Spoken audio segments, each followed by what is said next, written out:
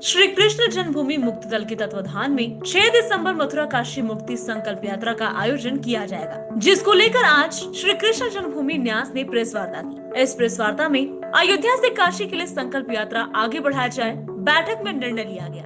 इस श्री कृष्ण जन्मभूमि न्यास के संरक्षक महंत राजूदास ने कहा कि राम मंदिर की तरह मथुरा और काशी का भी पुनर्निर्माण हो। श्री कृष्ण जन्मभूमि न्यास ने रखी 4 प्रमुख मांगे। गौ हत्या पर लगे पूर्ण रूप से प्रतिबंध, श्री कृष्ण जन्मभूमि व काशी का अतिक्रमण हटाकर हिंदू समुदाय को सौंपा जाए, पूरे देश में 4 लाख से ऊपर मठ मंदिरों पर सरकार का आधिपत्य। उन्होंने कहा सरकार के आधिपत्य से हटाकर वैदिक बोर्ड का गठन कर उसके हवाले करें।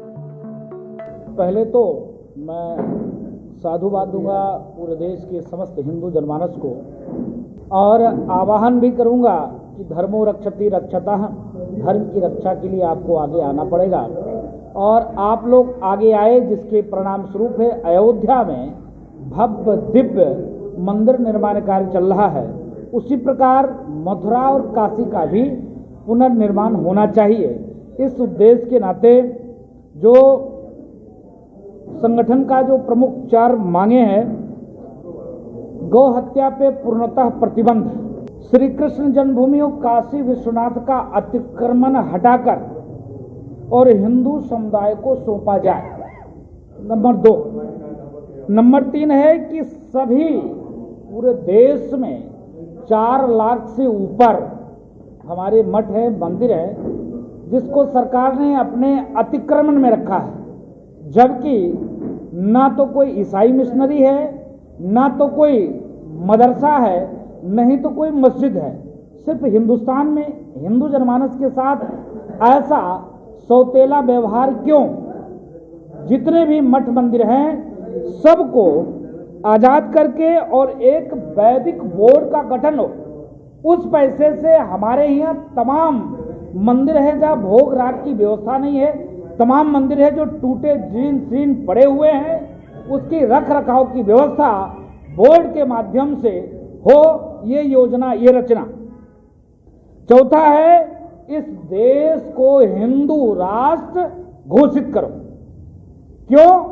क्योंकि धर्म के आधार पर देश का बंटवारा होता है। उसके बाद जो खुशी से हिंदुस्तान में रहना चाहते हैं मुसलमान, वो रह सकते हैं, जबकि ये तय हुआ था कि एक देश सेकुलर हो गया और एक देश शुद्ध रूप से कट्टरवाद हो गया। जबकि धर्म के आधार पर बंटवारा हुआ तो हमको सेकुलर कैसे माना जा रहा है? हम सेकुलर कैसे हो गए? या तो बंटवारा नहीं हुआ होता, या बंटवारा हुआ तो सही ढंग से बात होनी चाहिए थी कि हम मथुरा से संकल्प यात्रा निकालेंगे, अयोध्या आएंगे और अयोध्या से फिर हम काशी विश्वनाथ जाएंगे। लेकिन ठंडक का सीजन को देखते हुए हमारे जितने भी संगठन, सहयोगी संगठन हैं, अभी 13 तारीख को मथुरा में एक बैठक हुई। बैठक में यह निर्णय लिया गया, क्योंकि मौसम भी खराब हो सकता है और ठंडी काफ़ी हो सकती है और 5 दिनों का कार्यक्रम हो जाएगा। इसको 2 पार्ट में हम कर दें। पहले पार्ट में हम मथुरा के पूरे उसको लेकर के एक संकल्प यात्रा निकालें और दूसरे पार्ट में हम अयोध्या से शुरू होकर के फिर काशी विश्वनाथ जाएं।